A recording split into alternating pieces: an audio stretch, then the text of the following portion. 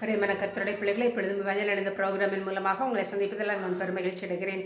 இன்றைக்கும் கூட நம் ஹார்ன்ஸ் கொம்பு என்றால் என்ன என்பதை குறித்தும் அவைகளை குறித்து வேத வசனங்கள் என்ன சொல்லுகிறது என்பதை குறித்தும் நாம் தியானிக்க இருக்கிறோம். கொம்பு என்றால் அது ஒரு உயர்வையும் அதிகாரத்தையும் குறிக்கிறது என்று நாம் அறிவோமாக. கர்த்தர் என் இரட்சணிய கொம்பும் என் உயர்ந்த அடைக்கலமுமாய் இருக்கிறார் என்று சங்கீதம் 18:2 கூறப்பட்டுள்ளது.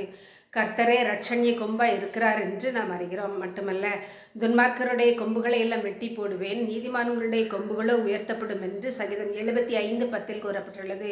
நாம் நீதிமான்களாய் இருக்கிறோமா? நம்முடைய கொம்பு மகிமையை உயரும்படிக்க நாம் நீதிமான்களாய் இருக்கிறோமா என்பதை குறித்து இன்று நாம் தியானிப்போம். வாரியரைத்தான், ஏழைகளுக்கு கொடுத்தான், அவனுடைய நீதி என்றென்றைக்கும் நிற்கும், அவன் கொம்பு மகிமையாய் உயர்த்தப்படும் என்று சங்கீதம் 112:9 கூறப்பட்டுள்ளது. நம் ஏழைகளுக்கு கொடுக்கிற பிள்ளைகளாய் இருக்கிறோமா என்று நம்மை இன்று தியானித்து அறிவோமாக. பிரியமான கர்த்தருடைய பிள்ளைகளை, என் உண்மையும் என் கிருபையும் அவனோடு இருக்கும், என் நாமத்தினால் அவன் கொம்பும் உயரும் என்று சங்கீதம் 89:24 கூறப்பட்டுள்ளது.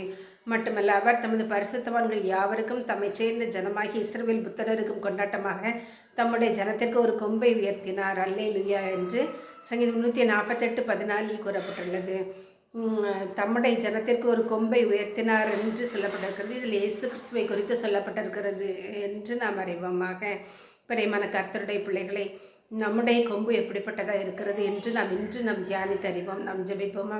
அன்புள்ள பரமபிதாகிய கர்த்தாவே, இந்த வேளையில் உடைய சமூகத்திற்கு வர கொடுத்த தயவுக்காக நன்றியோடு துதிக்கிறோம், ஸ்தோத்தரிக்கிறோம். தகப்பனை, இன்றைய நாளின் தியானத்தை நீர் எங்களுக்கு ஆசீர்வதித்து தாரும். எங்களுடைய கொம்பு மகிமையை உயர்த்தப்பட எங்களுக்கு கிருபை தாரும். ஏழைகளுக்கு இறங்குகிற பிள்ளைகளாய் இருக்க, நீதிமான்களாய் இருக்க எங்களுக்கு கற்றுத்தாரும். உம்முடைய நாமத்தை மகிமைப்படுத்தும். எங்களுடைய கொம்பு உமக்குள் மகிழ்ந்து கலிகூறவும் உயர்த்தப்படவும் எங்களை ஆசீர்வதியும்.